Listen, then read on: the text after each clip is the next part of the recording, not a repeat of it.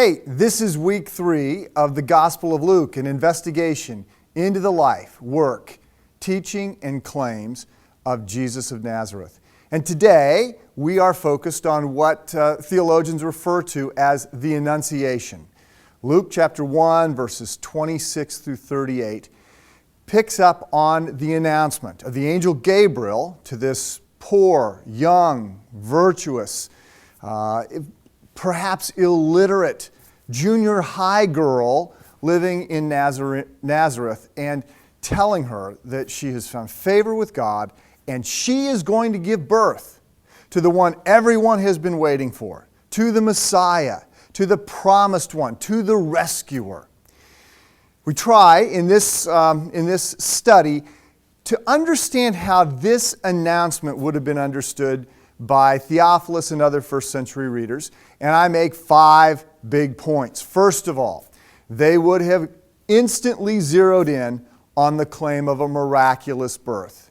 Hey, virgin births were no more common back then than they are today.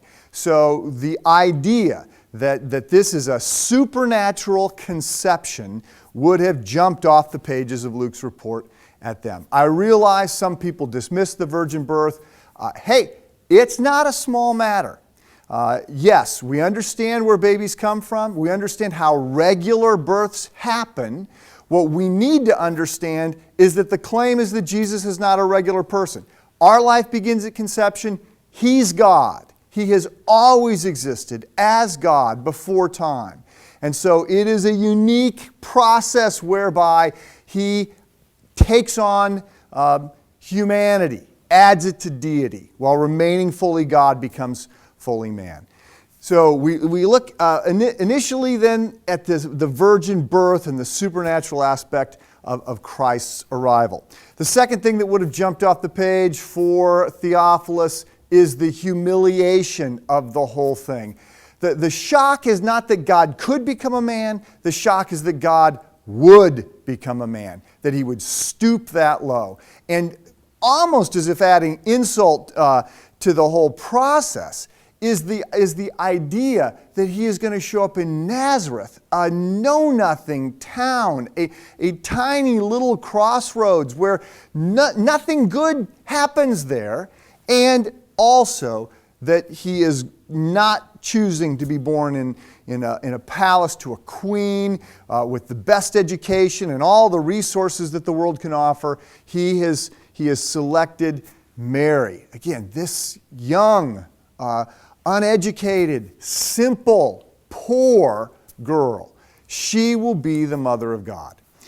The third thing that we focused in on was that some of this would be great news to Mary. I mean, she's it. God has selected her. She has found favor with God. Jewish women wanted to be the mother of the Messiah. She's the one that is selected. But fourth, this is an assignment that comes at great cost. And this would have been obvious to first century readers. You just don't show up unmarried and pregnant. And this changes everything for Mary.